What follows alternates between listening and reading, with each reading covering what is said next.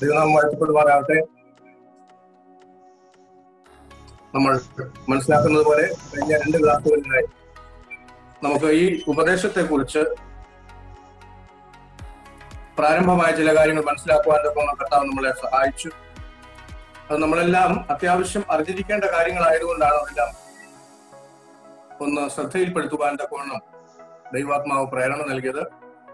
ആദ്യത്തെ ക്ലാസ്സിൽ നമ്മൾ ദൈവജനം ശക്തമായിട്ട് നമ്മളോട് ആവശ്യപ്പെട്ടിരിക്കുന്ന, ദൈവസഭയോട് ശക്തമായിട്ട് ആവശ്യപ്പെട്ടിരിക്കുന്ന ചില ദുരുപദേശങ്ങൾ, അവയെ ശ്രദ്ധിക്കുവാൻ തക്കവണ്ണം ആണ് നമ്മൾ ആദ്യം ഒരു 5 വാക്യങ്ങൾ നമ്മൾ വളരെ വിശദമായിട്ട് തന്നെ ചിന്തിക്കുകയുണ്ടായി. ആ വാക്യങ്ങളെല്ലാം നമ്മുടെ ഹൃദയത്തിൽ ഉണ്ട് എന്ന് കരുതുകയാണ്. അവയെല്ലാം നമ്മുടെ ഹൃദയത്തിൽ കരുതേണ്ട വാക്യങ്ങളാണ്. അതിലേക്ക് നമുക്ക് തിരിഞ്ഞു പോകാൻ സമയമില്ല, ആവശ്യവുമില്ലല്ലോ. കഴിഞ്ഞ ക്ലാസ്സിൽ നമ്മൾ യഹോവ സാക്ഷികളുടെ ഉപദേശത്തെ കുറിച്ച് പൊതുവിൽ നമ്മൾക്ക് എല്ലാവർക്കും അറിയാവുന്ന ചില വിഷയങ്ങൾ നമ്മൾ പരാമർശിക്കുകയുണ്ടായി. അതൊരു 10-12 കാര്യങ്ങൾ നമ്മൾ അതിന് മനസ്സിലാക്കി. അതിൽ തന്നെ പൂർണ്ണമല്ല, അതിനേക്കാൾ കൂടും. അതിന് അത്യാവശ്യമായ ചില കാര്യങ്ങൾ മാത്രമാണ് നമ്മൾ അതിലൂടെ കാണുവാനിടയായി തീർന്നത്. മറ്റു കാര്യങ്ങൾ നമ്മൾ ഈ വിഷയവുമായിട്ട് മുൻപോട്ട് പോകുമ്പോൾ നമുക്ക് അത് മനസ്സിലാക്കുവാൻ സാധിക്കും. കഴിഞ്ഞ ആഴ്ചയിൽ പിന്നീട് നമ്മൾ ചിന്തിച്ചപ്പോൾ അവർ 3 വിഭാഗങ്ങളായിട്ട് തങ്ങളെ തന്നെ തിരിച്ചിട്ടുണ്ട് എന്നുള്ള കാര്യം നമുക്ക് മനസ്സിലാക്കുവാൻ സാധിച്ചു. അത് ഞാൻ ഒന്നുകൂടെ ഒന്ന് ആവർത്തിക്കുവാൻ ആഗ്രഹിക്കുകയാണ്. അവരെ നിയന്ത്രിക്കുന്നത് watch tower Bible and tract society of Pennsylvania എന്ന് പറയുന്ന ഒരു സംഘടനയാണ്. ഇത് 1884 C.T. റസലിന്റെ കാലത്ത് അമേരിക്കയിൽ രജിസ്റ്റർ ചെയ്ത ഒരു സംഘടനയാണ്, മാനുഷിക സംഘടനയാണ്.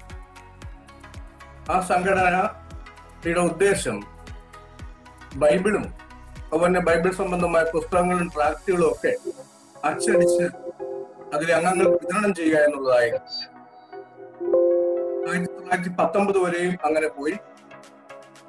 എന്നാൽ നമ്മൾ മനസ്സിലാക്കുവാൻ മനസ്സിലാക്കിയത് 1919 റൂദർ ഫോർഡ് എന്ന് പറയുന്നതിന്റെ 2ാമത്തെ പ്രസിഡന്റ് ആ സ്ഥാപനത്തെ ദൈവത്തിന്റെ ദിവ്യാധിപത്യ സ്ഥാപനമാക്കി ഉയർത്തി.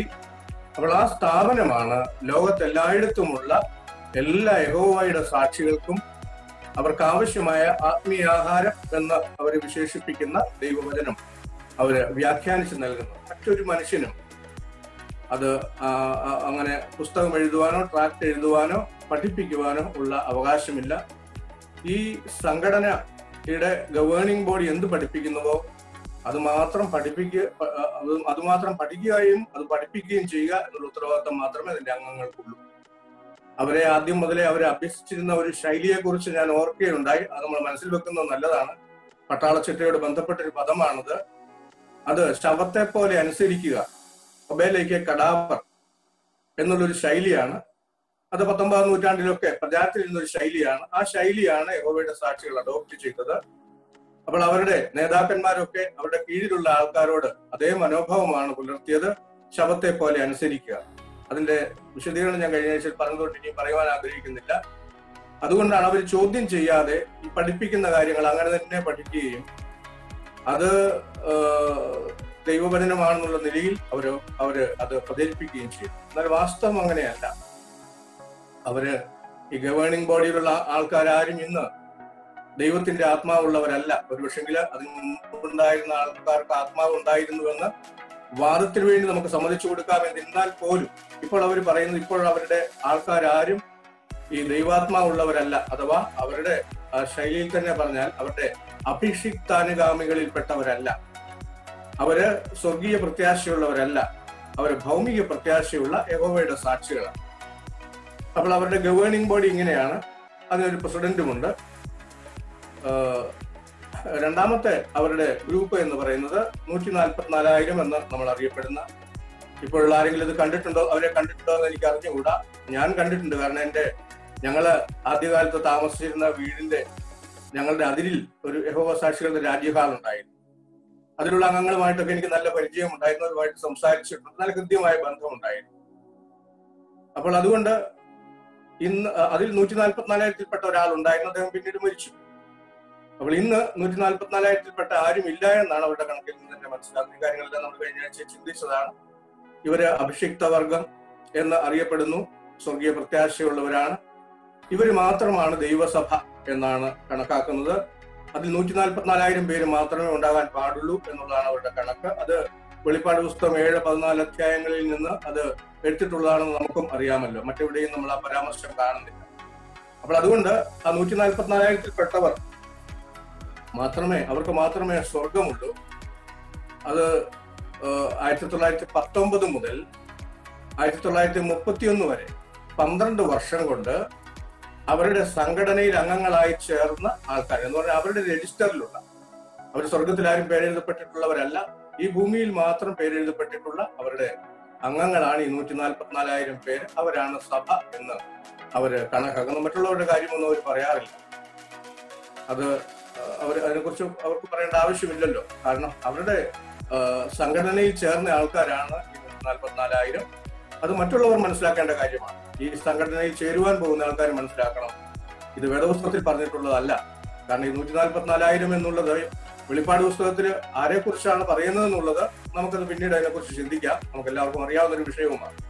അതുകൊണ്ട് ഞാൻ അതിലേക്ക് കടന്നുപോയി സമയം ചെലവഴിക്കുവാൻ ആഗ്രഹിക്കുന്നില്ല. ഇവരുടെ മൂന്നാമത്തെ ഗ്രൂപ്പ് എന്ന് പറയുന്നതാണ് നമ്മൾ ഇന്ന് കാണുന്നതായ യഹോവയുടെ സാക്ഷികൾ. ഇവര് 1935 മുതൽ ഈ സംഘടനയിൽ ചേർന്നവരാണ്. അന്ന് മുതൽ അവരുടെ കടലാസിൽ എഴുതി, അവരുടെ കടലാസിൽ ഉൾപ്പെടുത്തിയിട്ടുള്ള അല്ലെങ്കിൽ രേഖയിൽ ഉൾപ്പെടുത്തിയിട്ടുള്ള ആൾക്കാരാണ് ഇന്നത്തെ യഹോവയുടെ സാക്ഷികൾ.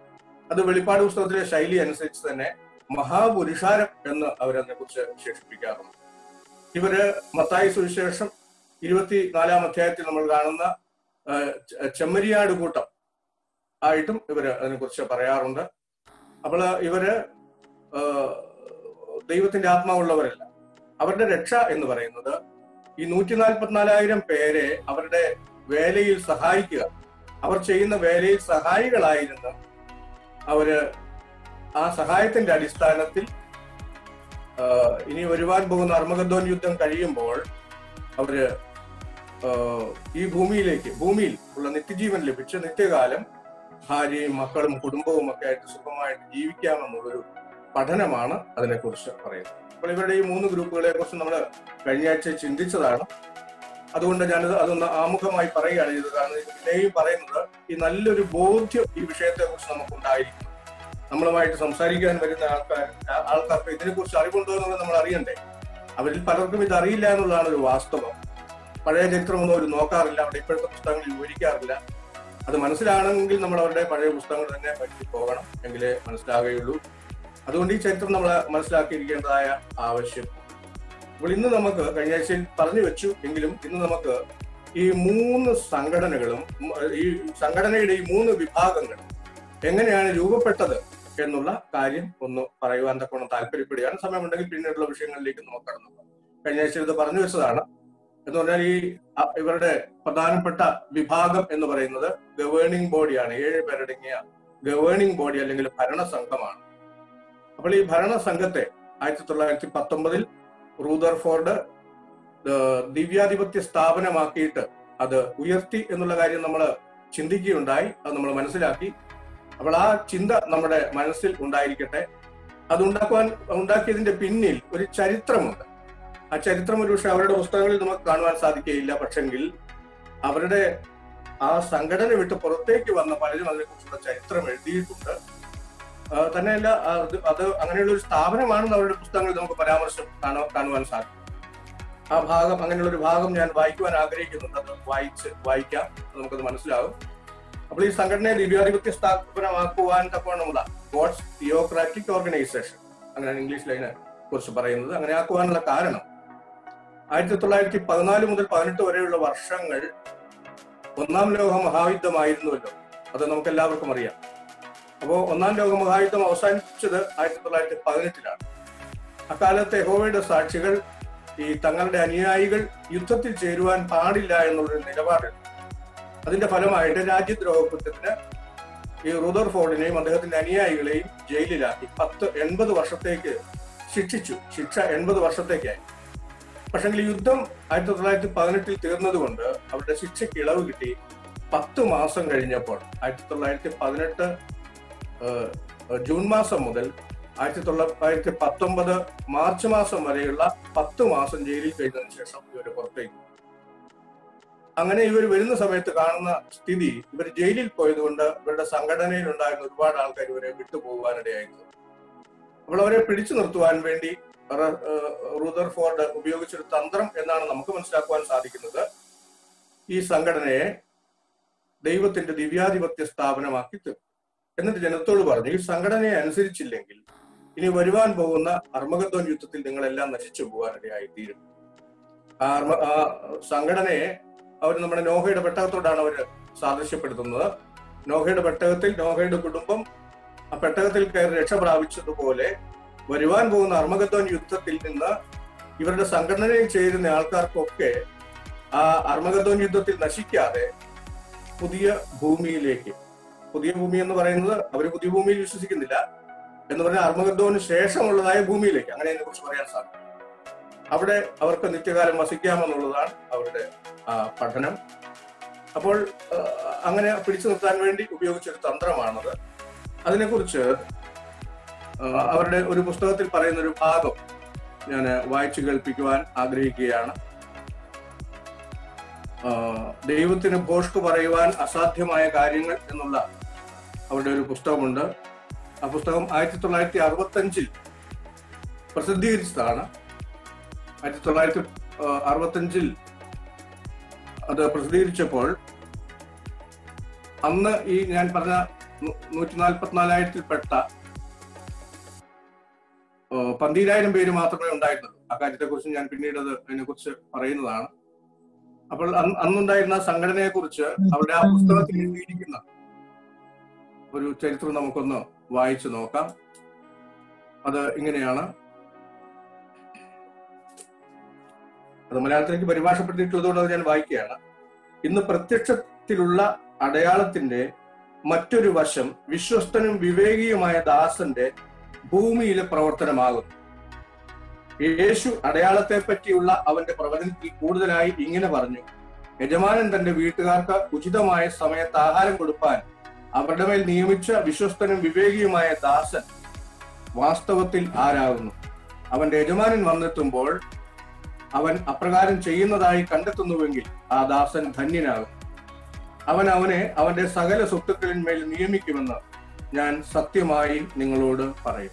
ഇത് മത്തായി സുവിശേഷം 24-ന്റെ 45-47 വാക്യങ്ങളാണ്. അത് അവരുടേതായ ഭാഷയിൽ അവര് അത് പരിഭാഷപ്പെടുത്തിയിരിക്കുന്നതാണ്. അപ്പോൾ ഇപ്രകാരമാണ് ഇത് ചെയ്തത്. ഇത് ഈ ഉപമ ഇതിനെ കുറിച്ച് പറയുന്നൊക്കെയുള്ള നമ്മൾ പിന്നീട് ചിന്തിക്കുവാൻ പോവുകയാണ്. ഇവിടെ ഈ സംഘത്തിന് ഉപയോഗിച്ചിരിക്കുന്ന ഒരു വാക്ക് വിശ്വസ്തനും വിവേകിയുമായ ദാസൻ എന്നാണ്. മത്തായി സുവിശേഷത്തിൽ 24-ാം അധ്യായത്തിന് 45-47 വാക്യങ്ങളിൽ നമുക്കത് കാണാം. വിശ്വസ്തനും വിവേകിയുമായ ദാസന്റെ ഭൂമിയിലെ പ്രവർത്തനമാകുന്നു ഇന്ന് എന്ന് പറഞ്ഞാൽ 1914 ശേഷം 1965 പ്രത്യക്ഷമായ അടയാളം എന്ന് പറഞ്ഞാൽ ഈ ദാസൻ ഈ ഭൂമിയിലുണ്ട് എന്നാണ് പറയുന്നത്. എന്നിട്ട് പിന്നെ അടുത്തതായിട്ട് പറയുകയാണ്, ഈ വിശ്വസ്തനും വിവേകിയുമായ ദാസൻ ഒരു ഒറ്റ മനുഷ്യനാണോ? അവിടെ പറയുന്നത് ഒരു ഒറ്റ മനുഷ്യനല്ല എന്നാണ് പറയുന്നത്. അവിടെ ഞാൻ തുടർന്ന് വായിക്കാം.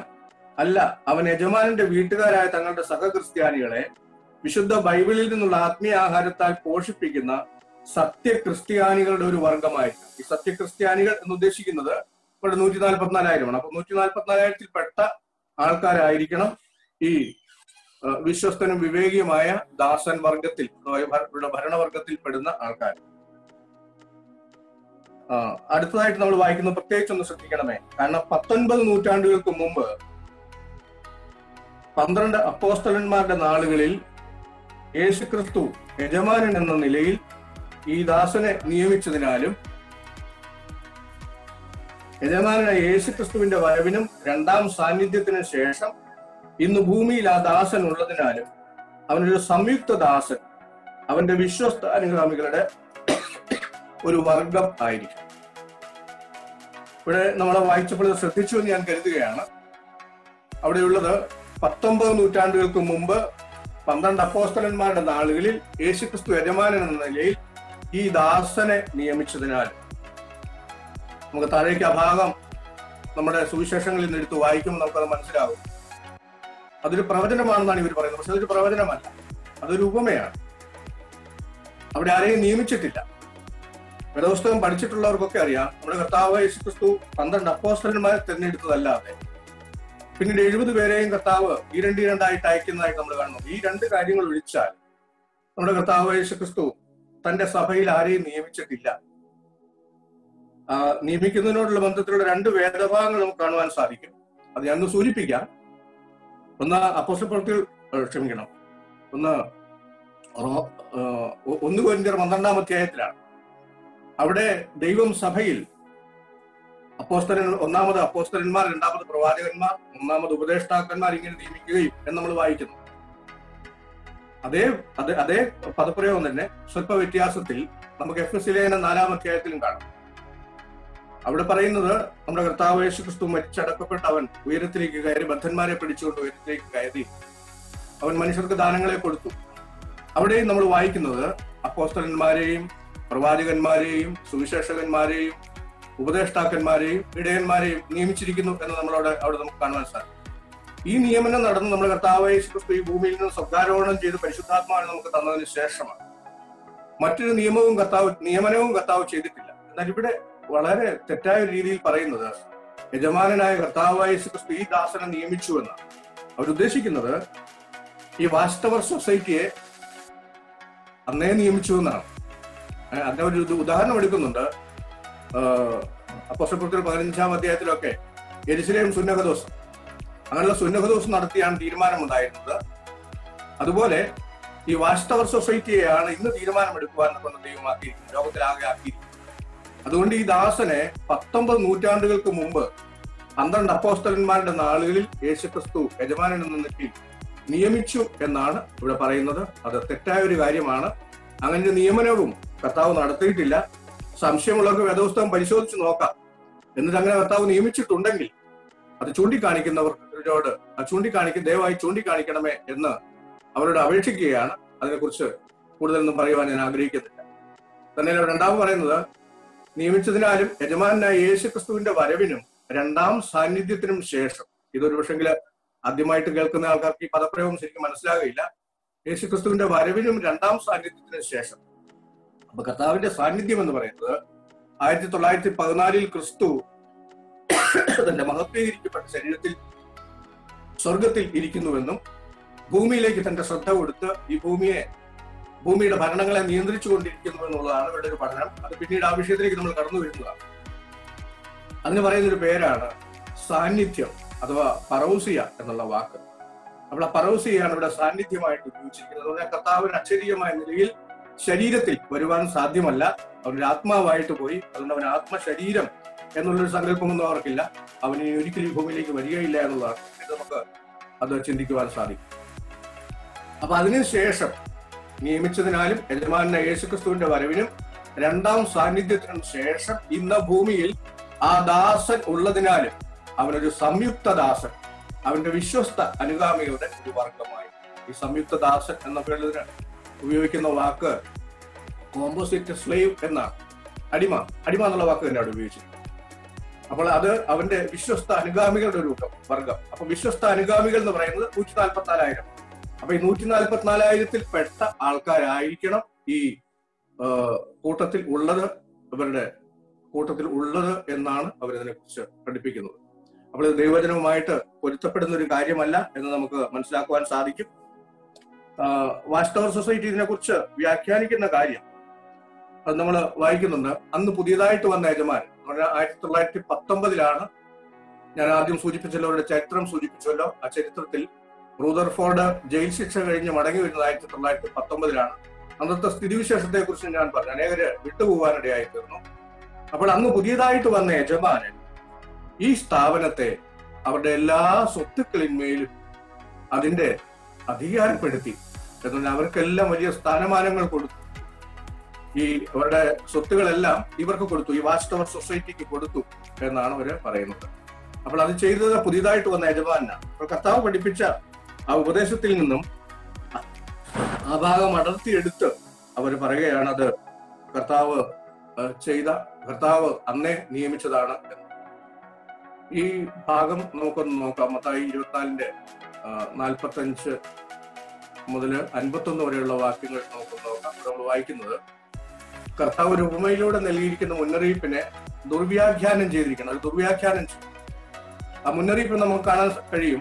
കഴിഞ്ഞ നാളുകളിലൊക്കെ നമ്മൾ മത്തായി സുവിശേഷം 24-ാം അധ്യായത്തിൽ കർത്താവിന്റെ വീണ്ടും വരവെന്നുള്ള വിഷയം ദേവദാസന്മാരുടെ സഹായത്തോട് നമ്മൾ കേട്ടുകൊണ്ടിരിക്കുകയായി.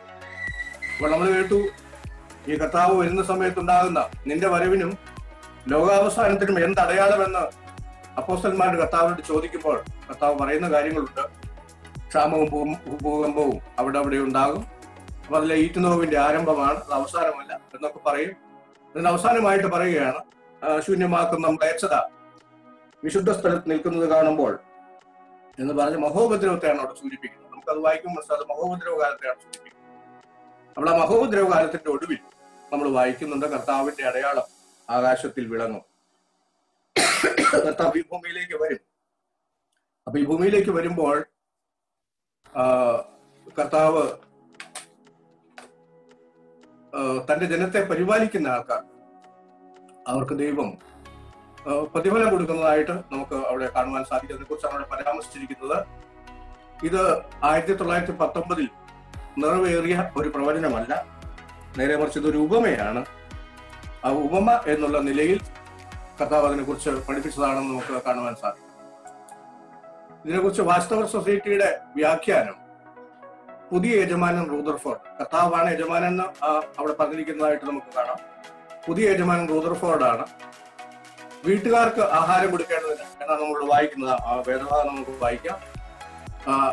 ആ വീട്ടുകാര് ബൈബിൾ വിദ്യാർത്ഥികൾ, ഇന്നത്തെ യഹോവ സാക്ഷികളുടെ മുൻഗാമികളായ ബൈബിൾ വിദ്യാർത്ഥികളാണ്. അപ്പോൾ അവിടെ അവർക്ക്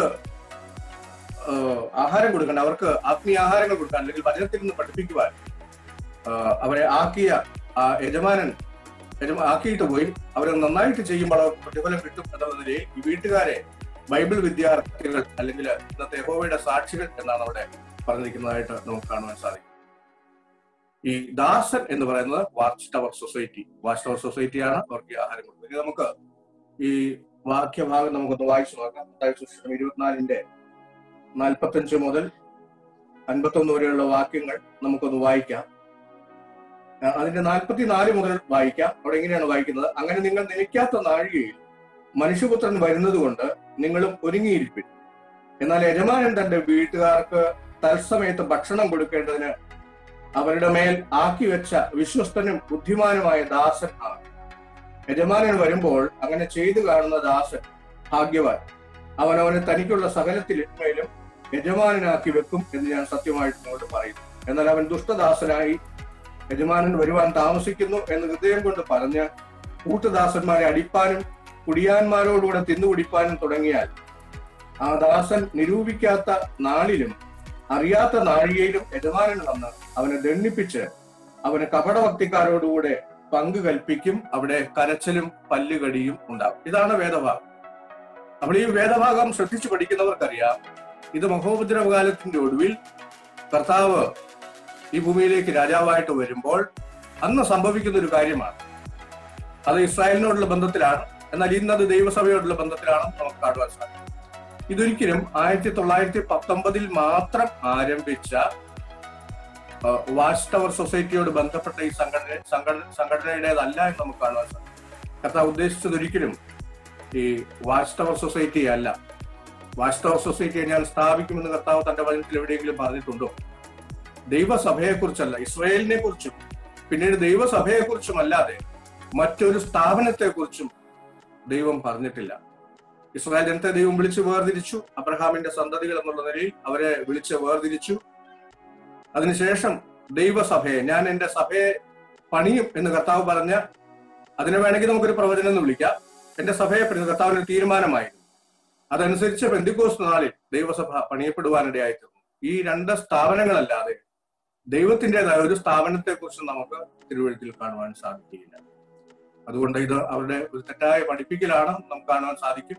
അപ്പൊ തെറ്റായ ഒരു പഠിപ്പിക്കലിന്റെ അടിസ്ഥാനത്തിലാണ് ഇവിടെ ഇത് അവരുടെ സംഘടനയെ ദിവ്യാധിപത്യ സ്ഥാപനമാക്കിയിരിക്കുന്നതെന്ന് നമുക്ക് കാണുവാൻ സാധിക്കും. ഇത് മനസ്സിലാകുവാൻ വേണ്ടി ഒരു ഭാഗം കൂടെ ഞാൻ സൂചിപ്പിക്കുകയാണ്. ലൂക്കോസിന്റെ സുവിശേഷം 12-ാം അധ്യായത്തിന്റെ 41, 48 വാക്യങ്ങളിൽ ഇതേ കാര്യം തന്നെയാണ് പരാമർശിച്ചിരിക്കുന്നത്.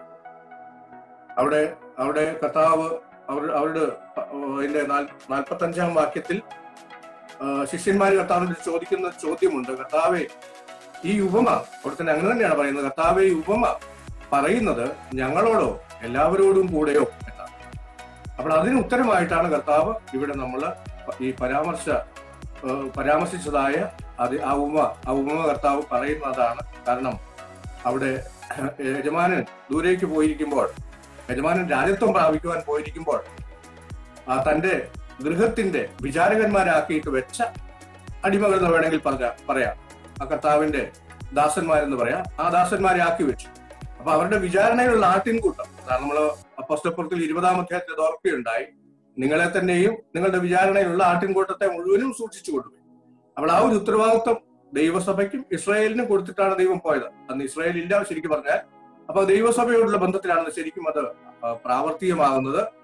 അതുകൊണ്ട് ആ ദൈവസഭയെ പരിപാലിക്കുന്ന ഇന്നോളമുള്ള 1-ാം നൂറ്റാണ്ട് മുതൽ ഇന്നോളമുള്ള ഈ നമ്മുടെ കർത്താവ് യേശു ക്രിസ്തുവിന്റെ വീണ്ടും വരവ് വരെയും ഈ ഭൂമിയിലായിരിക്കുന്ന ദൈവസഭയോടുള്ള ബന്ധത്തിലാണ് അത് ഏറ്റവും പ്രസക്തമാകുന്നത് എന്നുള്ള കാര്യം പ്രത്യേകം ഓർമ്മിപ്പിക്കുകയാണ്. ഒരിക്കലും 1919 മാത്രം ആരംഭിച്ച ഉയർത്തപ്പെട്ട ഒരു മാനുഷിക സംഘടനയോടുള്ള ബന്ധത്തിലല്ല എന്നുള്ള കാര്യം ഓർമ്മിപ്പിക്കുകയാണ്. അതുകൊണ്ട് ഇവർക്ക് ഈ വചനം കൊടുക്കുന്ന ഈ സംഘടന എന്ന് പറയുന്നത്, അല്ലെങ്കിൽ ഈ ഭരണസംഘം എന്ന് പറയുന്നത്, അത് ദൈവത്തിന്റെ അനുവാദമുള്ളൊരു സംഘടനയല്ല, ദൈവത്തിന്റെ ആശീർവാദ പ്രകാരം രൂപപ്പെട്ടിട്ടുള്ള ഒരു സംഘടനയല്ല. ഇത് കേവലം മാനുഷിക സംഘടനയാണ്. ഞാൻ ആദ്യം ഓർപ്പിച്ചല്ലോ, CT റസലാണ് ഇത് ആരംഭിച്ചത് 1884. അതിനു മുമ്പ് സിയോൻ വാച്ച് ടവർ സൊസൈറ്റി എന്ന് പറഞ്ഞ 1881 മുതൽ സംഘടന ഉണ്ടായിരുന്നു. അതിന്റെ പേര് മാറ്റിയാണ് 1884 അവര് watch tower Bible and tract society എന്നുള്ള സംഘടന രൂപപ്പെടുത്തി അമേരിക്കയിൽ രജിസ്റ്റർ ചെയ്തത്. അപ്പോൾ അത് ആ സംഘടനയാണ് ഇന്നിവർക്ക് ഈ ആഹാരമൊക്കെ കൊടുത്തുകൊണ്ടിരിക്കുന്നത്. ഇത് ദൈവത്തിന്റെ സംഘടനയല്ല. ഇതിനെ ദൈവത്തിന്റെ സ്ഥാപനമായിട്ട് ഗോഡ്സ് തിയോക്രാറ്റിക് ഓർഗനൈസേഷൻ എന്നുള്ള നിലയിൽ യഹോവയുടെ സ്ഥാപനം എന്ന് അവര് ഇപ്പോഴും പറഞ്ഞുകൊണ്ടിരിക്കുന്നു. പക്ഷെ അത് ഒരടിസ്ഥാനവും ഇല്ലാത്തതാണ്. അത് അങ്ങനെയല്ല എന്ന് നമുക്ക് കാണാൻ സാധിക്കും. ഇങ്ങനെ പറയുമ്പോൾ നമുക്ക് മനസ്സിലാവും, ഇതൊരു മുന്നറിയിപ്പാണ് ദൈവം ഇവിടെ കൊടുത്തിരുന്നത്. നമ്മൾ വായിച്ചു, ഈ മുന്നറിയിപ്പിനെയാണ് വ്യാഖ്യാനിച്ച് അത് ഒരു പ്രവചനമാണെന്ന് പറഞ്ഞ് വ്യാഖ്യാനിച്ച് തെറ്റായ നിലയിലാണ് സ്ഥാപിച്ചിരിക്കുന്നത്. സംശയമുള്ളവർ ഈ വേദഭാഗവും യഹോവ സാക്ഷികളുടെ പുസ്തകത്തിൽ എഴുതിയിരിക്കുന്ന ഈ കാര്യവും തന്നെ വായിക്കണം. പറഞ്ഞു കേൾവി പോരാ, ഞാൻ പറയുന്നത് നിങ്ങൾ വിശ്വസിക്കണ്ട. അവരുടെ പുസ്തകങ്ങൾ വായിക്കുക. ദൈവത്തിന് പോഷ്ക്ക് പറയുവാൻ അസാധ്യമായ കാര്യങ്ങൾ എന്ന് പറയുന്ന 1965 മലയാളത്തിൽ ഇറങ്ങിയതായ ഈ പുസ്തകത്തിൽ ഈ കാര്യം വളരെ വ്യക്തമായിട്ടുണ്ട്. അതാണ് ഞാൻ വായിച്ചു കേൾപ്പിച്ചത്. മാത്രമല്ല, തിരുവെഴുത്തുകളിൽ നിന്ന് ന്യായവാദം ചെയ്യൽ എന്നുള്ള ആ പുസ്തകത്തിനകത്തും ഇതിനെക്കുറിച്ചുള്ള പരാമർശങ്ങൾ കാണാം. പക്ഷെ അതിനെക്കുറിച്ച് ഡീറ്റെയിൽ ആയിട്ടുള്ള വിവരണം ഞാൻ ഈ വായിച്ചു കേട്ടതുപോലെ അതിലില്ല എന്ന് നമുക്ക് കാണുവാൻ സാധിക്കും. അതുകൊണ്ടാണ് അത് തന്നെ വായിച്ച് കേൾപ്പിച്ചത്. ഇങ്ങനെ ചോദിക്കുമ്പോൾ നമുക്കൊരു ചോദ്യം വരാം. അത് കഴിഞ്ഞ ആഴ്ച ഞാൻ ചോദിച്ചതാണെങ്കിലും അത് മനസ്സിലൊന്ന് പറയാൻ വേണ്ടി ചോദിക്കുക. ഒരു മനുഷ്യന് ഒരു ഭൗമിക സംഘടനയെ ദൈവത്തിന്റെ ദിവ്യാധിപത്യ സ്ഥാപനമാക്കുവാൻ അധികാരമുണ്ടോ? അതൊരു ധിക്കാരമല്ലേ? ഞാനൊരു മാനുഷിക സംഘടന ഉണ്ടാക്കിയിട്ട് അത് ദൈവത്തിന്റെ സംഘടനയാണെന്ന് പറഞ്ഞാൽ അത് ദൈവത്തിനെ അധിക്ഷേപിക്കലല്ലേ? അത് നമ്മൾ ചിന്തിക്കേണ്ട ഒരു വിഷയമല്ലേ? യഹോവ സാക്ഷികളായ പ്രിയ സ്നേഹിതരും ചിന്തിക്കേണ്ട ഒരു വിഷയമാണ്. അത് ദൈവത്തിന്റെ അധികാരത്തെ ദുർവിനിയോഗം ചെയ്യുന്ന ഒരു ധിക്കാരപരമായ നടപടിയാണ് എന്ന് പ്രത്യേകം ഓർപ്പിക്കുക. ഇനി നമുക്ക് അതിന്റെ രണ്ടാമത്തെ ഭാഗത്തേക്കാണ് വരുന്നത്. അതിന്റെ അതിന്റെ ഭരണസംഘത്തെ കുറിച്ചാണ് ചിന്തിച്ചത്. ഇവർക്ക് വചനം ഒരുക്കി കൊടുക്കുന്ന ഇവരുടെ ഭരണസംഘം അത് ദൈവ വചനത്തിന്റെ പിൻബലമുള്ളതല്ല, അഥവാ ദൈവത്തിന്റെ അനുവാദമുള്ളതല്ല. ദൈവം അത് അറിഞ്ഞിട്ടില്ല. ഈ സംഘടന ഒരുപക്ഷെങ്കിൽ കർത്താവിന്റെ മുമ്പിൽ നിൽക്കുകയാണെങ്കിൽ മത്തായി സുവിശേഷത്തിൽ പറയുന്ന ആ കാര്യം ഇവർക്കാണ് ബാധകമാകുക. കാരണം ഞാൻ നിങ്ങളെ ഒരിക്കലും അറിഞ്ഞിട്ടില്ല എന്ന് ഇങ്ങനെയുള്ള സംഘടനകളോടാണ് പറയുന്നത്. നിന്റെ നാമത്തിൽ ഞങ്ങൾ അത് ചെയ്തില്ലയോ, നിന്റെ നാമത്തിൽ ഇത് ചെയ്തില്ലയോ എന്നൊക്കെ പറയും ചിലപ്പോൾ. പക്ഷെ അപ്പൊ കർത്താവ് പറയും, ശപിക്കപ്പെട്ടവരെ, ഞാൻ നിങ്ങളെ ഒരിക്കലും അറിഞ്ഞിട്ടില്ല എന്ന് പറയുവാനിടയായിട്ടില്ല. അതുകൊണ്ട് എന്റെ ഈ വാക്കുകൾ കേൾക്കുന്ന യഹോവ സാക്ഷികളായ പ്രിയ ചില സ്നേഹിതരുണ്ടെന്ന് എനിക്കറിയാം. അവർ ദയവായിട്ട് ഈ കാര്യം ഒന്ന് വിചിന്തനം ചെയ്യണമേ. നിങ്ങളെ പഠിപ്പിക്കുന്ന ഈ കാര്യം ദൈവത്തിന്റെ അനുവാദമുള്ളതല്ല. അവരുടെ വ്യാഖ്യാനം ദൈവവചനത്തിൽ പരിശുദ്ധാത്മാവ് വ്യാഖ്യാനിച്ചു, അല്ലെങ്കിൽ പരിശുദ്ധാത്മാവ് മനുഷ്യന്റെ ഹൃദയത്തിൽ രൂപപ്പെടുത്തി തന്നിരിക്കുന്ന ഉപദേശ രൂപത്തിന് അനുസൃതമായിട്ടുള്ളതല്ല എന്ന് ഞാൻ വളരെ വിനയപൂർവ്വം ഓർപ്പിക്കുകയാണ്, വളരെ താഴ്മയായിട്ട് ഓർപ്പിക്കുകയാണ്. ദയവായിട്ടത് മനസ്സിലാക്കേണ്ടത്. ഇവരുടെ രണ്ടാമത്തെ വിഭാഗം എന്ന് പറയുന്നത് ആണ് 144,000. നമ്മളത് ഓർത്തു. അത് ദൈവസഭയാണെന്നാണ് അവർ പറയുന്നത്. 1919 മുതൽ 1931 വരെ 12 വർഷം കൊണ്ട്. അതിനകത്തൊരു വ്യത്യാസമുണ്ട്. 1914 മുതലുള്ള ആൾക്കാരെ മുൻകാല പ്രാബല്യത്തോടെ ഇതിനകത്ത് കൂട്ടിയിട്ടുണ്ട്. 1919 റൂദർഫോർഡ് ജയിൽ ശിക്ഷ കഴിഞ്ഞ് മടങ്ങി വന്നപ്പോഴാണ് ഈ 144,000 രൂപപ്പെടുത്തി രജിസ്റ്ററിലൊക്കെ പേരെഴുതുവാൻ തുടങ്ങിയതെങ്കിലും അന്നവിടെ ജീവിച്ചിരുന്ന 1914 മുതലുള്ള ആൾക്കാരെ അതിനകത്ത് ഉൾപ്പെടുത്തി മുൻകാല പ്രാബല്യത്തോടെ. അങ്ങനെയാണ് അത് ചെയ്തത്. എന്നിരുന്നാലും 1919 മുതൽ 1931 വരെ 12 വർഷം കൊണ്ട് രൂപപ്പെടുത്തിയെടുത്ത ഒരു വിഭാഗമാണ് ഈ 144,000 എന്ന് പറയുന്നത്. ഇതിനെയാണ് അവർ ദൈവസഭ എന്ന് പറയുന്നത്. ഇവർക്ക് മാത്രമേ സ്വർഗമുള്ളൂ എന്നാണ്. ഞാൻ ചോദിക്കട്ടെ, ഇതിന്റെ രജിസ്ട്രേഷൻ ഈ ഭൂമിയിൽ മാത്രമാണ്, സ്വർഗത്തിലില്ല. ഇവര് പരിശുദ്ധാത്മാവിനാൽ അഭിഷിക്തരാണെന്നുള്ളത് കൊണ്ടാണ് ഇവരെ അഭിഷിക്ത വർഗം എന്നിവര് വിളിക്കുന്നത്. പക്ഷേ ഇവർ യഥാർത്ഥത്തിൽ പരിശുദ്ധാത്മാവിനാൽ ഭരിക്കപ്പെടുന്നവരല്ല. കാരണം ആത്മാവിനെ കുറിച്ച് വിഭിന്നമായ രീതിയിലാണ് ഇവർ പഠിപ്പിക്കുന്നത്. അത് നമ്മൾ ആദ്യം ചിന്തിച്ചതാണ്.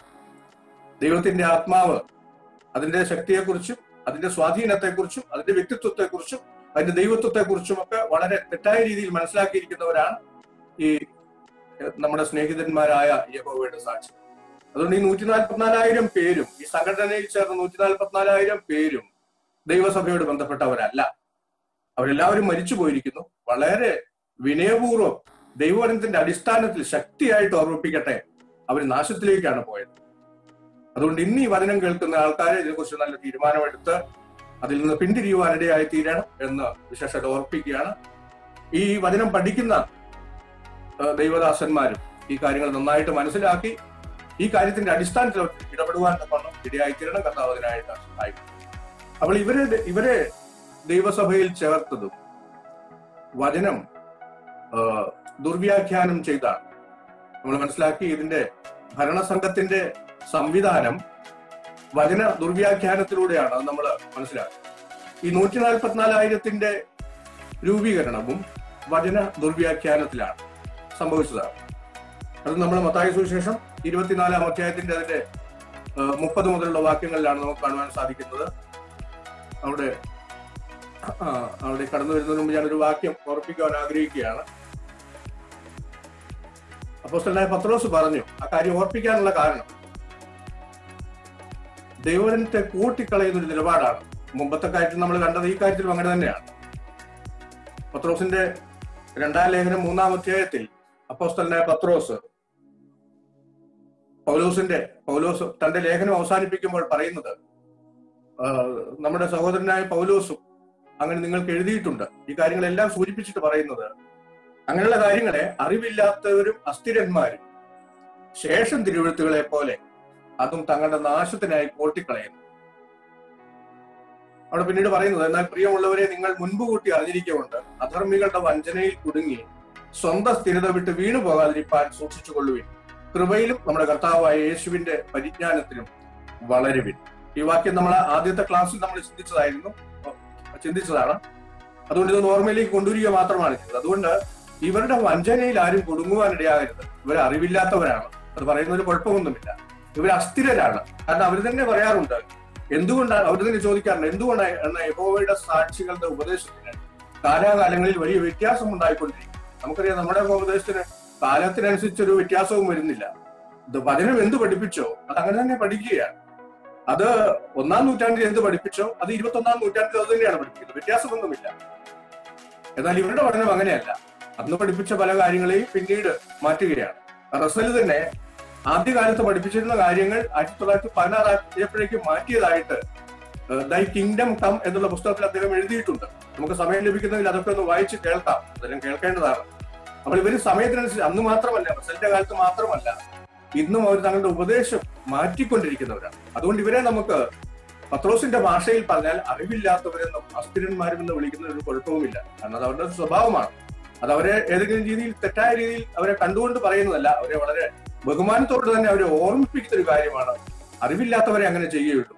ദൈവത്തിന്റെ പരിശുദ്ധാത്മാവ് ഒരിക്കലും ഇന്ന് ഇങ്ങനെയെന്നും നാളെ അങ്ങനെയെന്നും പറയുമോ? ഒരിക്കലുമില്ല. ദൈവത്തിന്റെ പരിശുദ്ധാത്മാവ് തന്റെ ഉപദേശം കൊടുത്തിരിക്കുന്ന തന്റെ ജനത്തിനൊക്കെയും നമ്മള് 2 കൊരിന്ത്യർ 2-ാം ലേഖനത്തിൽ നമ്മൾ വായിക്കുന്നുണ്ട്, ദൈവത്തിന്റെ വാഗ്ദത്തങ്ങൾ അല്ലെ ദൈവത്തിന്റെ വചനം എന്നും ഉവ്വ ഉവ്വ എന്നാണ്.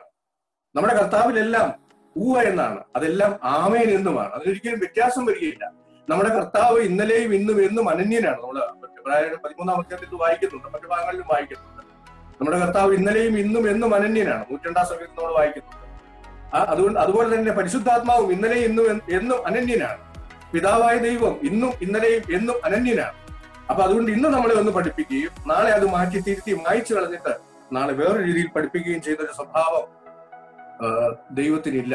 പിതാവായ ദൈവത്തിനില്ല, പുത്രനായ ദൈവത്തിനില്ല, പരിശുദ്ധാത്മാവായ ദൈവത്തിനുമില്ല. അത് നമ്മൾ പ്രത്യേകം ഓർത്തിരിക്കേണ്ട കാര്യമാണ്. അതുകൊണ്ട് അറിവില്ലാത്തവരും അസ്ഥിരന്മാരുമാണ് തങ്ങളുടെ നാശത്തിനായിട്ട് പ്രത്യേകം ഓർക്കേണ്ടതാണ്. ഈ വാക്യം ഒരു പക്ഷേ ശ്രദ്ധിക്കാത്ത യഹോവയുടെ സാക്ഷികളോ അസ്ഥിരന്മാരോ ആരെങ്കിലും ഉണ്ടെങ്കിൽ ദയവായിട്ട് ശ്രദ്ധിക്കുക. അറിവില്ലാത്തവരും അസ്ഥിരന്മാരുമാണ് തിരുവെഴുത്തുകളെ കൂട്ടിക്കളഞ്ഞ് തങ്ങളുടെ സ്ഥാപിത താല്പര്യത്തിന് വേണ്ടി അതിനെ കൂട്ടിക്കളയുന്നത്. അതുകൊണ്ട് അത് സ്വല്പം ഒരുപക്ഷെ ഗൗരവത്തോടു കൂടെയാണെങ്കിലും ആ കാര്യം പറയാതിരിക്കുവാൻ സാധ്യമല്ല. അതുകൊണ്ട് ആ കാര്യം ഒന്ന് പറഞ്ഞു പോവുകയാണ്. നമ്മൾ ആദ്യം കണ്ടതുപോലെ തന്നെ ഈ 144,000 എന്ന് പറയുന്ന ഈ വിഭാഗത്തെയും ഇവര് രൂപപ്പെടുത്തി എടുത്തത് തെറ്റായ വചന വ്യാഖ്യാനത്തിന്റെ അടിസ്ഥാനത്തിലാണ്. ആ ഭാഗം നമുക്ക് വായിച്ചു നോക്കാം. മത്തായി സുവിശേഷം 24-ാം അധ്യായത്തിന്റെ അതിന്റെ 31-ാം വാക്യം മാത്രം, അതിന്റെ മുകളിലുള്ള 30-31 കൂടെ ഞാനൊന്ന് വായിക്കാം. നമ്മുടെ കർത്താവായ ആ കാലത്തിലെ 29 മുതലുള്ള വാക്യങ്ങൾ ഞാനൊന്ന് വായിക്കുകയാണ്.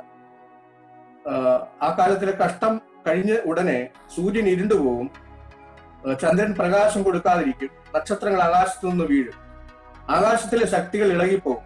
അപ്പോൾ മനുഷ്യപുത്രന്റെ അടയാളം ആകാശത്ത് വിളങ്ങും. അന്ന് ഭൂമിയിലെ സകല ഗോത്രങ്ങളും പ്രലാപിച്ചും കൊണ്ട് മനുഷ്യപുത്രൻ ആകാശത്തിൽ മേഘങ്ങളിന്മേൽ മഹാശക്തിയോടും തേജസ്സോടും കൂടെ വരുന്നത് കാണും. അവൻ തന്റെ ദൂതന്മാരെ മഹാകാഹളധ്വനിയോടും കൂടെ അയക്കും. അവർ അവന്റെ വൃദ്ധന്മാരെ ആകാശത്തിന്റെ അറുതി മുതൽ അറുതി വരെയും 4 ദിക്കിൽ നിന്നും കൂട്ടിച്ചേർക്കും. ഇങ്ങനൊരു വാക്യഭാഗം നമുക്ക് മത്തായി സുവിശേഷം 24-ന്റെ 29 മുതൽ 31 വരെയുള്ള വാക്യങ്ങളിൽ നമുക്ക് കാണുവാൻ സാധിക്കും. അതിനെ ഇവര് ദുർവ്യാഖ്യാനം ചെയ്തു. അത് ദൂതന്മാരാലുള്ള ഒരു കൂട്ടിച്ചേർക്കലാണല്ലോ ഇത്. ഞാൻ യഹോവയുടെ സാക്ഷികളുടെ തന്നെ ഒരു പുസ്തകമാണ്. ഇതിനു മുമ്പേ പരാമർശിച്ച ദൈവത്തിന് ഭോഷ്ക് പറയുവാൻ അസാധ്യമായ കാര്യങ്ങൾ എന്ന പുസ്തകത്തിലെ ഒരു ഭാഗം തന്നെ പിന്നെയും വായിച്ച് കേൾപ്പിക്കാം. അതിനകത്ത് അതുണ്ട്. അവിടെ പരാമർശിക്കുന്ന ഭാഗം ദൂതന്മാരാലുള്ളവരുടെ കൂട്ടിച്ചേർക്കൽ. അതാണ് ഈ വാസ്തവ സൊസൈറ്റിയുടെ ഇപ്പോൾ 90-ലധികം വരുന്ന ബ്രാഞ്ച് ഓഫീസുകളുടെ കീഴിൽ ഈ പോഷിപ്പിക്കൽ പരിപാടി നിർവഹിക്കപ്പെടുന്നു. ദൂതന്മാരാലുള്ള അവരുടെ കൂട്ടിച്ചേർക്കൽ 1919 ആരംഭിച്ചത് മുതൽ എന്ന് പറഞ്ഞ ആ ഭാഗം അങ്ങനെ തുടരുകയാണ്. ഇത് അവരുടെ പുസ്തകത്തിന്റെ, ഞാൻ പറഞ്ഞ പുസ്തകത്തിന്റെ 401, 402 പേജുകളിൽ അതിന്റെ 30-ാം ഖണ്ഡികയിൽ പരാമർശിച്ചിരിക്കുന്ന കാര്യമാണ്. അത് കുറച്ചുകൂടെ വിശദീകരിച്ചിട്ടുണ്ട്. പക്ഷെ ഞാനിവിടെ നമ്മുടെ ശ്രദ്ധയ്ക്ക് വേണ്ടി ആ കാര്യം മാത്രം എടുത്ത് ഉദ്ധരിച്ചതാണ്. സംശയമുള്ളവരുണ്ടെങ്കിൽ ഈ പുസ്തകം ലഭ്യമാകുമെങ്കിൽ അതിന്റെ 401, 402 പേജുകൾ ഒന്ന് വായിച്ചു നോക്കുക. പ്രത്യേകിച്ചും യഹോവയുടെ സാക്ഷികളായ സഹോദരന്മാർ അങ്ങനെ ചെയ്യുന്നത് അവർക്ക് നന്നായിരിക്കും. അവിടെ പറയുന്നത് ദൂതന്മാരാലുള്ളവരുടെ കൂട്ടിച്ചേർക്കൽ. അപ്പൊ ദൂതന്മാരാണ് ഈ 144,000 കൂട്ടിച്ചേർത്തതെന്നാണ് അവര് പഠിപ്പിക്കുന്നത്. അപ്പൊ ദൂതന്മാര് ഈ 144,000 1919 മുതൽ കൂട്ടിച്ചേർത്തു എന്നാണ് പറയുന്നത്. അതിൽ തന്നെയുള്ളൊരു വൈരുദ്ധ്യം ഞാൻ ഓർപ്പിക്കട്ടെ. അവര് പഠിപ്പിക്കുന്നത് 1914 നമ്മൾ ഈ മത്തായി സുവിശേഷം 24-ൽ വായിച്ചതുപോലെ മനുഷ്യപുത്രന്റെ അടയാളം ആകാശത്ത് വിളങ്ങും. ആകാശത്ത് വിളങ്ങിയിട്ടൊന്നുമില്ല അവർ പറയുന്നത് പോലെ. കാരണം ക്രിസ്തുവിന് ഒരിക്കലും ഭൂമിയിലേക്ക് വരികയില്ല. അതുകൊണ്ട് ഈ വാക്യഭാഗത്തൊക്കെ അവർ നിഷേധിക്കുകയാണ്. അതും കേൾവിക്കാരായ വലിയ സഹോദരന്മാര് ദയവായിട്ട് ഓർക്കേണ്ട ഒരു കാര്യമാണ്. മനുഷ്യപുത്രന്റെ അടയാളം ആകാശത്ത് വിളങ്ങും വളരെ വ്യക്തമായിട്ട് പറയുകയാണ്. കഴിഞ്ഞ ക്ലാസ്സുകളിൽ അബ്രഹാം സാറൊക്കെ അത് ഓർപ്പിക്കുകയുണ്ടായി. നമ്മള് സെഖര്യാ പ്രവചനം 14-ാം അധ്യായത്തിൽ അവിടെ കർത്താവിന്റെ ഒലിവ് മലയിൽ കർത്താവിന്റെ കാലുകൾ പതിക്കും. ആ ക്ലാസ് ഒക്കെ ചിലപ്പോൾ ഓർമ്മയിൽ ഉണ്ടാകുമല്ലോ, നമുക്കറിയാവുന്ന ഭാഗമാണ്. അപ്പോൾ കർത്താവിന്റെ കാല് അക്ഷരീയമായ നിലയിൽ യെരൂശലേമിൽ പതിക്കും. കർത്താവ് അക്ഷരീയമായ നിലയിൽ വരുവാൻ പോകുകയാണ്. പക്ഷെ ഇവര് പഠിപ്പിക്കുന്നത് ഈ വാക്യത്തെ നിഷേധിക്കുകയാണ്. അപ്പോൾ മനുഷ്യപുത്രന്റെ അടയാളം ആകാശത്ത് വിളങ്ങും. അന്ന് ഭൂമിയിൽ നടക്കുന്ന സംഭവങ്ങളെ കുറിച്ചൊക്കെയാണ് പറയുന്നത്. എന്നാൽ ഈ വിഷയത്തോടുള്ള ബന്ധത്തിൽ മാത്രം പറയട്ടെ, അപ്പോൾ അവന്റെ വ്രതന്മാർ ആകാശത്തിന്റെ അറുതി മുതൽ അറുതി വരെയും 4 ദിക്കിൽ നിന്നും അവന്റെ വ്രതന്മാരെ, അവന്റെ ദൂതന്മാർ അവന്റെ വ്രതന്മാരെ കൂട്ടിച്ചേർന്നു. അതാണ് ഇവിടെ നമ്മൾ കാണുന്നതായ കാര്യം. അതിനെ ദുർവ്യാഖ്യാനം ചെയ്തിട്ടാണ് പറയുന്നത് ഇപ്പോൾ എന്ന് പറഞ്ഞാൽ ഇത് 1965 ഈ പുസ്തകം എഴുതിയ സമയത്താണ് ഇത് നമുക്ക് കാണാൻ സാധിക്കുന്നത്. വാച്ച് ടവർ സൊസൈറ്റിയുടെ ഇപ്പോൾ 90-ലധികം വരുന്ന ബ്രാഞ്ചുകളുടെ കീഴിൽ, ഈ ഇപ്പോൾ എന്ന് പറയുന്നത് 1965 ദൈവത്തിന് ഭോഷ്ക് പറയുവാൻ അസാധ്യമായ കാര്യങ്ങൾ എന്നുള്ള പുസ്തകം അവരെ എഴുതിയ സമയമാണ്. അപ്പോൾ അന്ന് മുതൽ ദൈവത്തിന്റെ ദൂതന്മാരാലുള്ള അവരുടെ കൂട്ടിച്ചേർക്കൽ, ഈ 144,000 കൂട്ടിച്ചേർക്കൽ 1919 മുതൽ നടക്കുകയാണ്. ഒരുപക്ഷെ വാദത്തിനു വേണ്ടി മാത്രം ഈ കർത്താവിന്റെ അടയാളം ആകാശത്ത് തൽക്കാലം വിളങ്ങിയില്ല. പക്ഷെ അവര് പറയുന്നത് ഈ കർത്താവ് സ്വർഗത്തിൽ വേറൊരു സിംഹാസനത്തിൽ അവിടെ ആത്മീയ നിലയിൽ അവിടെ ഇരിക്കുകയാണ്, അവിടെ സിംഹാസനം വെച്ചിരിക്കുകയാണ്. അപ്പൊ അങ്ങനെ അവിടെ ഇരുന്നെങ്കിൽ തന്നെ 1914 മുതലല്ലേ കൂട്ടിച്ചേർക്കേണ്ടത്, 19 മുതലല്ലല്ലോ. പക്ഷെ ഇത് 19 മുതലാണ് ഇത് കൂട്ടിച്ചേർക്കൽ ആരംഭിച്ചത്. മുൻകാല പ്രാബല്യത്തോടെ 1914 മുതലുള്ളവരെ കൂട്ടിച്ചേർക്കുവാനും ആരംഭിച്ചു. മറ്റൊരു ഭാഗത്തും കൂടെ നമ്മൾ ഇത് വായിക്കുന്നുണ്ട്.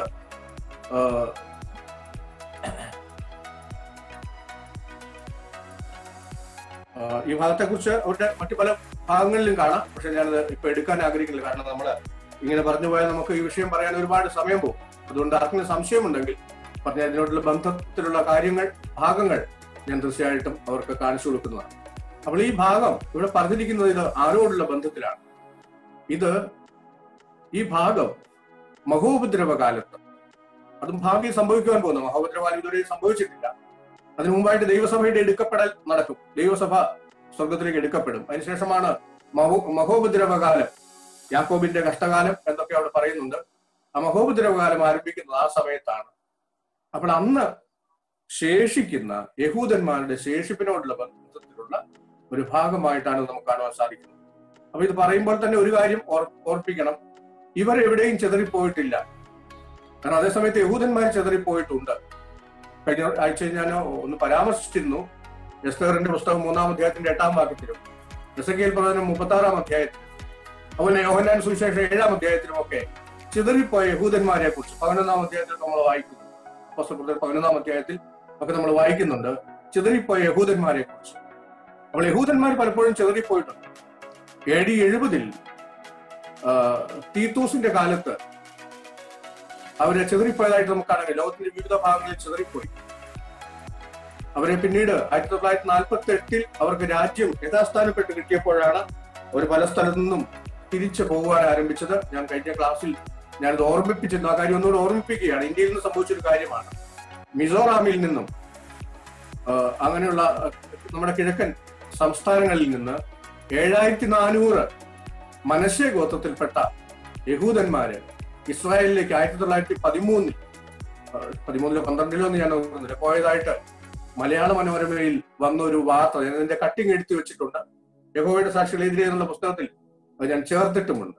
അപ്പോൾ അങ്ങനെ അവർ രാജ്യം എന്നുള്ള നിലയിൽ 1948 അവർ ഒരു രാജ്യം ലഭിച്ചു. ലോകത്തിന്റെ നാനാഭാഗങ്ങളിൽ നിന്നും അവര് മടങ്ങിപ്പോവാനായിട്ട്.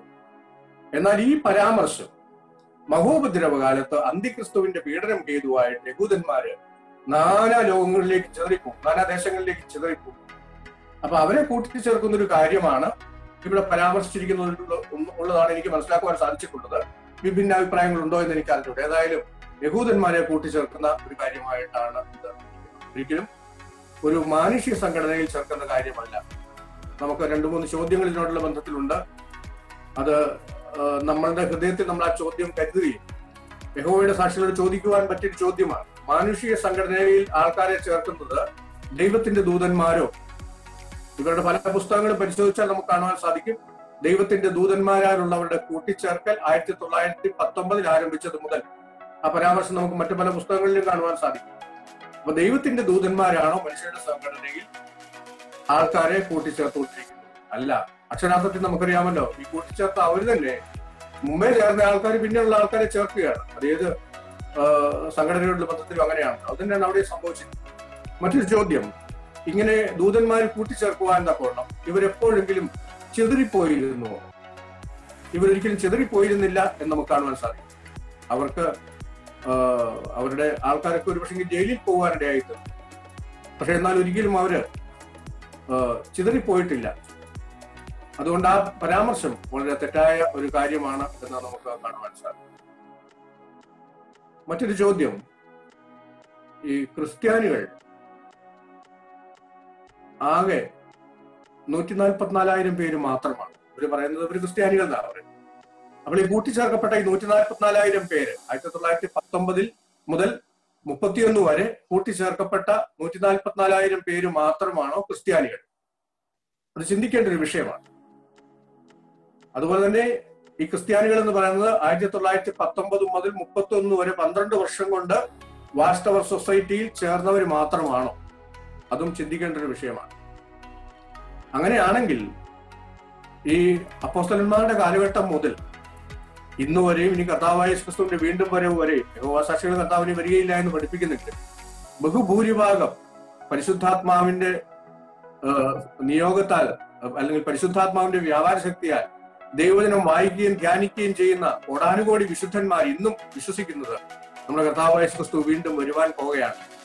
ഇപ്പോൾ കർത്താവായ യേശു ക്രിസ്തു വീണ്ടും ഈ ഭൂമിയിലേക്ക് കർത്താവ് വീണ്ടും വന്ന്, നമ്മൾ വായിക്കുന്ന കർത്താവ് ആകാശമേഘങ്ങളിൽ വരും. അങ്ങനെ വരുന്ന സമയം വരെയും ഉള്ള ദൈവജനം, അവരാണ് ക്രിസ്ത്യാനികൾ എന്നറിയപ്പെടുന്നത്. ക്രിസ്തുവിനെ അനുഗമിക്കുന്നു, ഇന്ന് ക്രിസ്തുവിനെ അനുഗമിക്കുന്നവരും. അപ്പോൾ അവരൊന്നും ഈ ഗണത്തിൽപ്പെട്ടവരല്ലേ? അതും അവര് ശ്രദ്ധിക്കേണ്ട ഒരു കാര്യമാണ്. അതുകൊണ്ട് അത് ഒരു തെറ്റായ കാര്യമാണ് എന്ന് മനസ്സിലാക്കുവാൻ കഴിയും. ഇനി മൂന്നാമത്തെ വിഭാഗത്തിലേക്ക് പോവുകയാണ്. മൂന്നാമത്തെ വിഭാഗമായിട്ട് നമുക്ക് കാണാൻ സാധിക്കുന്നത് ഇവരുടെ ചെമ്മരിയാട് കൂട്ടമാണ്.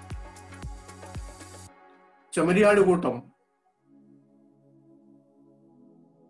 1935 മുതൽ ഈ സംഘടനയിൽ ചേർന്നവരാണ്. 1931 144,000 പേര് ചേർന്നിരുന്നുവെങ്കിലും 35 വരെയുള്ള 4 വർഷം എന്ത് ചെയ്യണമെന്നറിയാതെ ഇവര് വിഷമിച്ചിരുന്നു. അങ്ങനെയാണ് 1935 മുതൽ യഹോവയുടെ സാക്ഷികളിലേക്ക് ആൾക്കാരെ ചേർക്കുവാനുള്ളത്. അത് ഇന്നത്തെ യഹോവയുടെ സാക്ഷികൾക്ക് അത് അറിയാമോ എന്ന് അറിഞ്ഞുകൂടാ. അവരത് മനസ്സിലാക്കേണ്ട ഒരു കാര്യമാണ്. അപ്പോ അങ്ങനെ 1935 മുതലാണ് ഇവരുടെ ബഹുപുരുഷാരം അഥവാ യഹോവയുടെ സാക്ഷികൾ അവരെ കൂട്ടിച്ചേർക്കുവാൻ തുടങ്ങിയത്. അത് മത്തായി സുവിശേഷം 25-ാം അധ്യായത്തിലെ ഒരു വാക്യഭാഗത്തിന്റെ അടിസ്ഥാനം നമുക്കറിയാവുന്ന ഒരു ഭാഗമാണ്. മത്തായി സുവിശേഷം 25-ാം അധ്യായത്തിന്റെ 31 മുതൽ അതിന്റെ 46 വരെയുള്ള വാക്യം. ആ ഭാഗത്ത് പറഞ്ഞിരിക്കുന്നത് എന്താണെന്ന് നമുക്കറിയാം. അവിടെ പറഞ്ഞിരിക്കുന്നത്, നമ്മുടെ കർത്താവ് യേശു ക്രിസ്തു മനുഷ്യപുത്രൻ തന്റെ തേജസ്സോടെ സകല വിശുദ്ധന്മാരുമായി വരുമ്പോൾ അവൻ തന്റെ തേജസ്സിന്റെ സിംഹാസനത്തിൽ ഇരിക്കും. അവിടെ ഒരു ഇടയൻ ചെമ്മരിയാടുകളെയും കോലാടുകളെയും കൂട്ടിച്ചേർക്കുന്നത് പോലെ അവരെ രണ്ടായിട്ട് അവരെ വേർതിരിക്കും. തന്റെ വലത്തുള്ളവർ ചെമ്മരിയാടുകളും ഇടത്തുള്ളവർ കോലാടുകളും.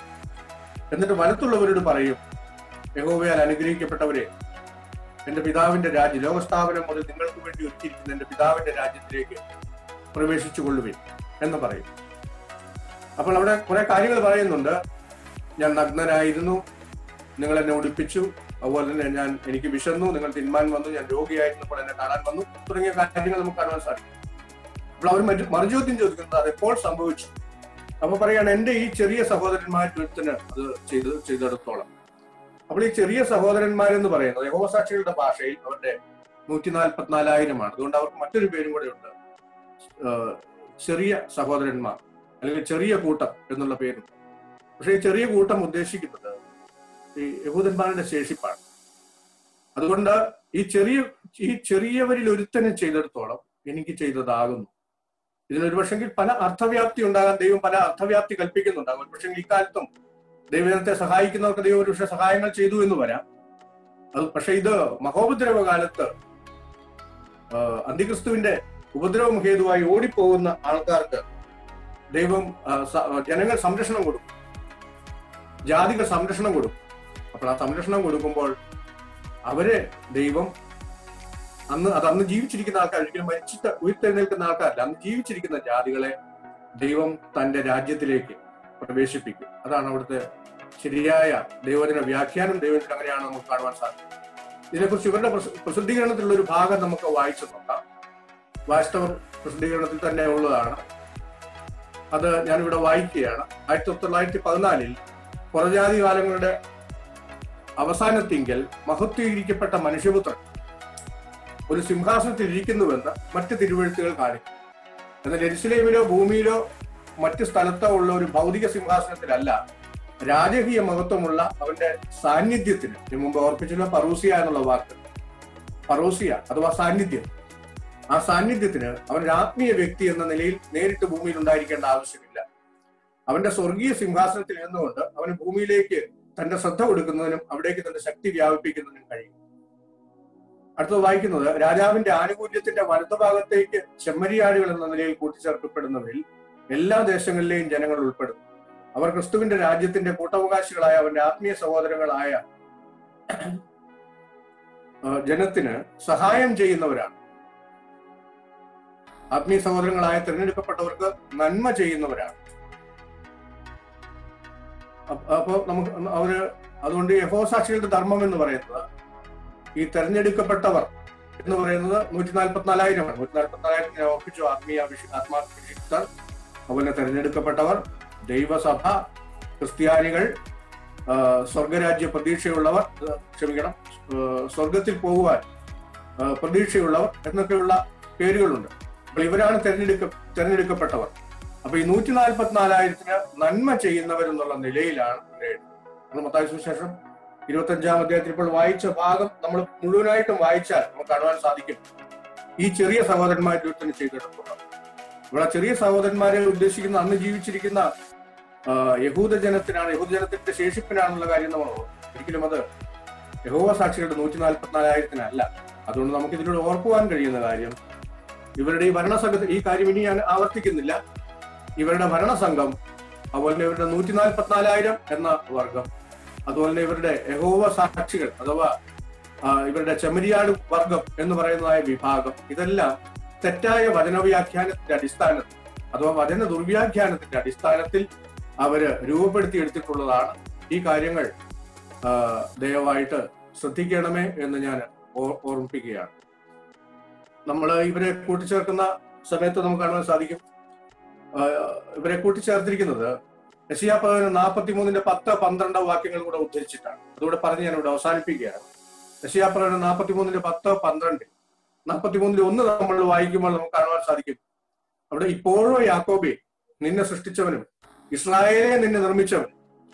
അപ്പോൾ യാക്കോബെ ഇസ്രായേലെ എന്ന് വിളിച്ചിട്ടാണ് 43-ാം അധ്യായം ആരംഭിക്കുന്നത്. യെശയ്യാ പ്രവചനം 43-ാം അധ്യായം ആരംഭിക്കുന്നത്. അങ്ങനെ തുടർന്ന് താഴേക്ക് വരുമ്പോഴാണ് നിങ്ങൾ എന്റെ സാക്ഷികൾ എന്ന് പറയുന്നത്. അവിടെ നമുക്ക് ഒരു കുറച്ച് സമയം കൂടെ പിടിക്കുന്നതുകൊണ്ട് ഞാനത് ഒന്ന് പരാമർശിക്കുവാൻ മാത്രമേ ആഗ്രഹിക്കുന്നുള്ളൂ. അതിന്റെ 5-9 വാക്യങ്ങളിൽ പറയുമ്പോൾ, ഭയപ്പെടേണ്ട, ഞാൻ നിന്നോട് കൂടെയുണ്ട് എന്ന് ഈ യാക്കോബിന്റെ സന്തതികളോട് അഥവാ ഇസ്രായേൽ ജനത്തോട് പറയുകയാണ്. എന്നിട്ടാണ് പറയുന്നത്, നിന്റെ സന്തതിയെ ഞാൻ കിഴക്ക് നിന്ന് വരുത്തുകയും പടിഞ്ഞാറ് നിന്ന് ശേഖരിക്കുകയും ചെയ്യും. ഞാൻ വടക്കിനോട് തരികയായിരുന്നു, തെക്കിനോട് തടുത്തു വെക്കരുതെന്ന് കൽപ്പിക്കും. ദൂരത്ത് നിന്ന് എന്റെ പുത്രന്മാരെയും ഭൂമിയുടെ അറ്റത്ത് നിന്ന് എന്റെ പുത്രിമാരെയും എന്റെ നാമത്തിൽ വിളിച്ചും എന്റെ മഹത്വത്തിനായി സൃഷ്ടിച്ചും നിർമ്മിച്ചും ഉണ്ടാക്കിയും ഇരിക്കുന്ന ഏവരെയും കൊണ്ടുവരിക എന്ന് ഞാൻ കൽപ്പിക്കും. ആരോട് കൽപ്പിക്കും? ജാതികളോട് കൽപ്പിക്കും. ജാതികളെ അവരെ തടഞ്ഞു വെക്കാതെ അവരെ കൊടുക്കും, അവരെ വിട്ടുകൊടുക്കും. എന്നിട്ട് അവിടെ പറയുന്നത്, കണ്ണുണ്ടായിട്ടും കുരുടന്മാരായും ചെവിയുണ്ടായിട്ടും ചെകിടന്മാരായും ഇരിക്കുന്ന ജനത്തെ പുറപ്പെടുവിച്ച് കൊണ്ടുവരുവിൻ. ഇത് ഇസ്രായേൽ ജനത്തെയാണ്. പ്രവാചകന്മാർ ധാരാളമായിട്ട് പറഞ്ഞിട്ടും അനേക പ്രവാചകന്മാരെ അവരുടെ അടുക്കിലേക്ക് ദൈവവചനവുമായിട്ട് അയച്ചിട്ടും വിശ്വസിക്കാതെ, കണ്ണുകൊണ്ട് കണ്ടിട്ടും കാണാതെ, അടയാളങ്ങൾ കണ്ടിട്ടും കാണാതെ, ചെവി കൊണ്ട് കേട്ടിട്ടും കേൾക്കാതെ ചെകിടന്മാരും കുരുടന്മാരുമായിരിക്കുന്ന ഈ ജനം ശിക്ഷിക്കപ്പെട്ട് ശിക്ഷയാൽ അവർ ലോകത്തിന്റെ നാനാഭാഗങ്ങളിലേക്ക് ചിതറിപ്പോയവരാണ്. അതിന്റെ ഒരു ഭാഗമായിട്ടാണ് മഹോപദ്രവ കാലത്തും അന്തിക്രിസ്തുവിന്റെ ഉപദ്രവം ഹേതുവായിട്ട് ഇവർ ചിതറിപ്പോകാൻ ഇടയായിത്തീരുന്നത്.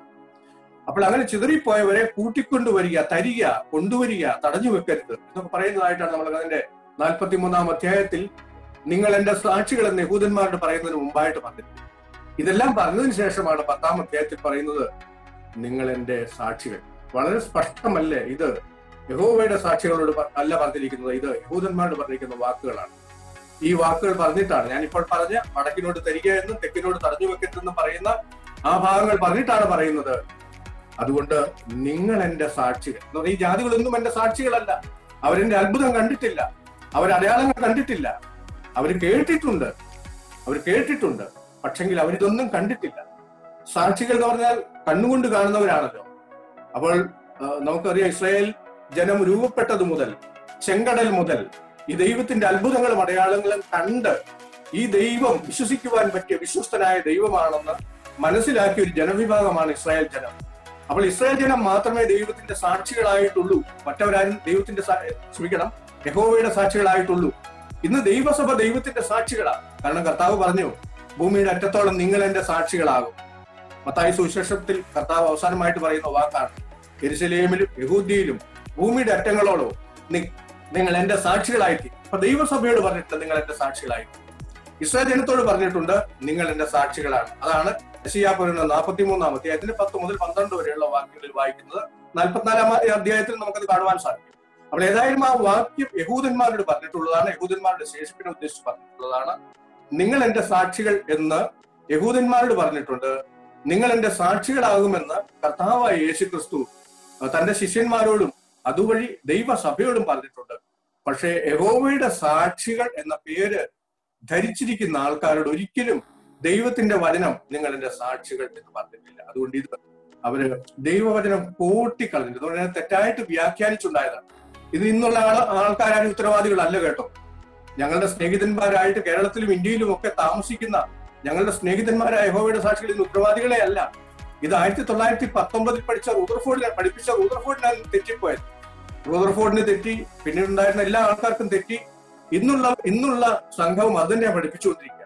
അപ്പൊ ഇതിന്റെ ഉത്തരവാദിത്വം അവർ പരിഭാവനമായി കരുതുന്ന ഈ സംഘടനയാണ്. അതുകൊണ്ട് ഈ സംഘടനയെ വിട്ടിട്ട് ദൈവവചനത്തിലേക്ക് തിരിയുക. അതാണ് ഈ ക്ലാസ്സിൽ എനിക്ക് ഓർമ്മിപ്പിക്കുവാനുള്ളത്. അതുകൊണ്ട് ഈ ജാതികളാരും ഈ കർത്താവിന്റെ സാക്ഷികളല്ല. അതുപോലെ തന്നെ യഹോവയുടെ സാക്ഷികളും യഥാർത്ഥത്തിൽ യഹോവയുടെ സാക്ഷികളല്ല. യഹോവ എന്നറിയപ്പെടുന്ന ദൈവത്തിന്റെ സാക്ഷികളല്ല. അവർ യഥാർത്ഥത്തിൽ യഹോവ എന്നുള്ളത് ഇസ്രായേൽ ജനത്തിന് ദൈവം വെളിപ്പെടുത്തി കൊടുത്ത പേരാണെന്ന് നമുക്ക് മനസ്സിലാക്കുവാൻ സാധിക്കും. അത് മോശയുടെ ഭാഷയിൽ എഴുതിയപ്പോൾ മോശെ അവരെ കുറിച്ച് യഹോവ എന്ന് ഉപയോഗിച്ചിട്ടുണ്ട്. ഉൽപ്പത്തി പുസ്തകം മുതൽ യഹോവ എന്നുള്ള പദപ്രയോഗമുണ്ട്. പക്ഷെ അത് മോശ എഴുതിയത് കൊണ്ടാണ്. മോശയ്ക്ക് യഹോവ എന്നുള്ള നിലയിലാണ് ദൈവത്തെ അറിയാവുന്നത്. അതുകൊണ്ട് മോശയുടെ ഭാഷയിൽ എഴുതിയപ്പോൾ യഹോവ എന്ന് എഴുതി ഇസ്രായേൽ ജനത്തിന് യഹോവ ആയിട്ട് ദൈവം പരിചയപ്പെടുത്തി കൊടുത്തു. പക്ഷേ ഇത് മറ്റു ജനങ്ങൾക്ക് അങ്ങനെയല്ല. ഞങ്ങളെയൊക്കെ സംബന്ധിച്ചിടത്തോളം ഞങ്ങളുടെ കർത്താവും ഞങ്ങളുടെ ദൈവവുമാണ് കർത്താവ് യേശുക്രിസ്തു. അതുപോലെ തന്നെ പിതാവായ ദൈവം ഞങ്ങളുടെ പിതാവാണ്. കർത്താവ് അവനിൽ നിന്ന് ഞങ്ങൾ വീണ്ടും ജനിച്ചിരിക്കുകയാണ്. അവനിൽ നിന്ന് വീണ്ടും ജനിച്ചിരിക്കുന്ന എല്ലാവർക്കും അവനെ പിതാവേ എന്ന് വിളിക്കുവാൻ സാധിക്കും. എന്റെ സ്നേഹിതരായ യഹോവയുടെ സാക്ഷികൾക്ക് സത്യദൈവത്തെ പിതാവേ എന്ന് വിളിക്കുവാൻ കഴിയുമോ? കാരണം നിങ്ങൾ തന്നെ പറയുന്നത്, അവർ തന്നെ പറയുന്നത് അവര് ദൈവത്തിന്റെ ആത്മാവിനാൽ വീണ്ടും ജനിച്ചവരല്ല. അവർ ഈ 144,000 ചേർന്ന് ഒരു വാക്ക് ഞാൻ മലയാള ശൈലിയിൽ ഉപയോഗിച്ചോട്ടെ, ചുളിവിൽ സാധാരണ ഒരു കൊളോക്കിയൽ ശൈലിയാണ്. ചുളിവിൽ ഈ ദൈവത്തിന്റെ രാജ്യത്തിലേക്ക് കടക്കാം എന്ന് സ്വപ്നം കാണുന്നവരാണ്. അത് തെറ്റായി പഠിപ്പിച്ചിട്ടാണ് ഞാൻ ആ വാക്കൊക്കെ ഉപയോഗിക്കുവാൻ കാരണം. അത്രയും പൗലോസ് പറഞ്ഞതുപോലെ നിങ്ങൾ എല്ലാവരും കർത്താവിന്റെ മക്കളായി തീരണം. എന്റെ ജനങ്ങളൊക്കെ, എല്ലാ ജനങ്ങളും കർത്താവിൻ്റെതായി തീരുവാനിടയായി തീരണം. അതുകൊണ്ടാണ് ഇത്രയും അത് വളരെ ആവേശത്തോട് പറയുന്നത്. അതുകൊണ്ട് അവര് ദൈവത്തിന്റെ ജനമായി തീരുവാനിടയായി തീരണം. അതുകൊണ്ട് ദയവായി ഈ നാമം ധരിച്ചിരിക്കുന്നവരാരും യഹോവയുടെ സാക്ഷികളല്ല.